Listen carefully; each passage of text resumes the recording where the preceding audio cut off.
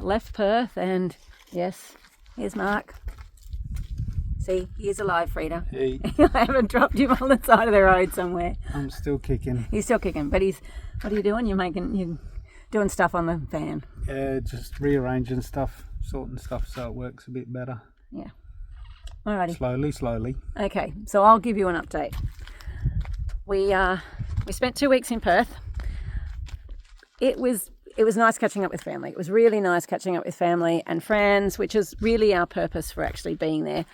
I'm glad to be out. Perth is busy.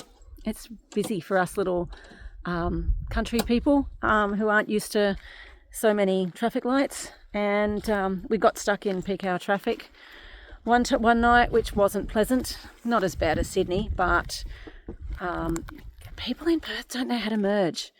It's a pretty long-standing joke in WA that people in WA don't know how to merge, and it's true. They don't. They've even got, in Perth, there's these merge lanes that actually have traffic lights that only turn green long enough for one car to get through, so that they don't all bank up together. Because what happens is they all rush to the front. They don't want to merge in nice and neatly and just take a nice little space. They all want to be at the front of the queue. And then the people on the freeway go, well, stuff yous, none of yous are getting in. And so then you get this like deadlock. So they've got there's several merge lanes in the sections that get really, really backed up, where they actually have these traffic lights on the merge lane, and they only let through one car at a time. And it literally just spaces everything out so that people actually learn how to merge, which is crazy. So we're now out of Perth. It was nice. The caravan park was nice. It was busy. There was a lot of traffic going in and out because there was a lot of permanent caravan people, that permanent cottages there. So it's, and even like I did a walk we left Friday morning. So Good Friday, 7 o'clock in the morning, I'm out on the coastal walk, and it was busy. Even on Good Friday, there were people and dogs and children and cyclists and scooters and people everywhere. It was insane. So we were kind of really glad to get out. We tried to take your advice, Ross. We tried to go down the Reed Highway, but Google had other plans, and we went on a little detour. We have to adjust Google Maps, I'm afraid. We ended up going through a little town called Windowie. We were a little concerned that we would end up in this in a road that was too narrow, but it all worked out. We ended up catching up with the Great Eastern Highway. that worked out okay. Wendowie's time. WA is amazing in terms of RV camps. When like these little towns, there's not much there. Like Wendowie, I think it's got like a cafe, maybe 10 houses, a park, and a 24-hour free RV stopover. So people just do, and there's toilets there. It's often well lit. There's usually like a bakery or a cafe nearby, or a servo or something like that, and it's great. You don't get that stuff over eastern states. We've just seen the new rules have come out about free camping, and if you camp up somewhere that on Wikicamp says it's a free camp, but there's actually a no camping sign or whatever, even if you just pull in, the rangers are moving people on, and there's fines, huge fines for people who camp where they're not supposed to. Now, I kind of get where people are at here. I get where the locals are like, we're tired of people camping where you're not supposed to camp, you can't park there, they leave their rubbish, all that sort of stuff. I get it. But maybe if these towns actually had a specific spot for the RVs or the caravans that are just stopping overnight, they're not going to go to a caravan park, so you're not depriving anybody of income. These type of campers, they don't want to go to caravan parks. They don't want the jumping pillow or the water parks. They don't want to be crammed in. They just want peace and quiet, and they want a good view. So maybe try and do it a bit like WA maybe. So that's what's happened. We've left Perth, heading out to the wheatbelt, and so of course with the wheatbelt you pretty much just get wheat. That's it. There's all these little towns, a long distance between each of them, on the way out to Kalgoorlie. Probably, I would imagine, back in the gold rush days, these were little staging posts where people got supplies and that sort of stuff, and little towns have all sprung up because there's not much else there. We stopped there, and they've all got like really weird names. There's one called Woolcatcham. I don't even know if I'm pronouncing it right. It doesn't read Woolcatcham. There's like letters in there that shouldn't be. But there's another one called Doodledine.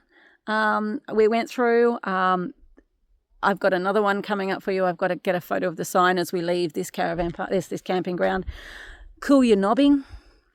Yeah, only in WA. So we're here. We stopped at not Meekatharring. Sorry, I'm getting mixed up with Meekatharra. We stopped at Meckering. Meckering is a little town in the wheatbelt. Pretty much its only claim to fame is that in 1968 it had an earthquake. 6.9 on the Richter scale, pretty much leveled the town. Nobody died, but the town had to be rebuilt, and they've basically, the RV park is around like a little heritage trail that talks about this earthquake and what it did and how it bent the railway tracks and how it ruined this pipeline. So this water pipeline, I think it's called the Golden Pipeline. I've lived out west in New South Wales, and I live near the Minity Lake system. I know about the Murray-Darling Basin and the river system and the water catchment. Over here, they've got nothing. So there's this humongous big pipeline that goes all the way from Perth to Kalgoorlie, and that's how people get their water. So in 1968, when this earthquake happened, it ruined the pipeline. So everybody sort of out from Meckering had no water, and it's still to this day. They've got tank systems along the way, and they've got dam systems now where the water comes from Perth into these dam systems, but essentially Perth is their only source of water. So it's kind of understandable why Perth has got 2 desalination plants and another one on the way, I guess. So Meckering was really cute. They had this amazing lolly shop with some really old-fashioned lollies in it, which Mark and I kind of loved. And then we've headed out through Merredin this morning, up through Southern. We were going to go to the bakery. Unfortunately, Easter Saturday it was closed, so no bakery. But we are now at a campground at Lake Kukudine. So it's outside Southern Cross, and while there are people here, they're all kind of hidden off in the bush. I think I haven't seen anyone down that way, but I believe behind those trees is a caravan, and then behind those trees back there behind me is a caravan, and we are, where are we? Oh no, I've lost us. We're over that way. We can see another caravan, but there's about, I think, 20 different caravans parked along here, and they're all hidden off in the bush. And this is the type of campground we like. It's the type of campground that you can get in quite a few places in WA, which is great. Free campground, beautiful views, nice lake. Should be interesting in the morning, sunset. We're not going to get much of a sunrise, I don't think. There's a bit of cloud around. It's that time of year where the season's about to break. But then we've also got behind us bush. Our only concern, we've got the dogs tethered to a fairly short lead at the caravan. We are kind of getting up into the goldfield type areas and around the mining areas, and there's often a lot of 1080 baiting. So we're fairly cautious. We've seen a lot of people walking along the lakeshore without dog muzzles on their dogs. We're not going to do that. I think we're going to just be a little bit extra cautious and take our dogs, put a muzzle on our dogs, just to be safe. 1080 is awful, but it's just part of the landscape out here, so we have to be careful. It is pet friendly here. We obviously can only stay in pet friendly places, but a lot of these places are. Once you're out of the national parks, a lot of these places are pet friendly, so it's pretty good. So I think we did about 250 k's today from Meckering, and about 150 days out, 250 kilometres today. And then we did about 150 yesterday from Perth to Meckering. I forgot to put my little program on that did it. I forgot to put my little program on that showed our kilometres until we were already out of Meckering. So I do have some of it there. I'll get into practice. I know Mum and Dad, you like to follow where we are, see where we're going, how many Ks we do. So I'll try and get better at that and get better at the videos. I better go back and help Mark. He'll probably want a hand with some of the stuff that he's doing in the caravan. But other than that, we'll see you in a week.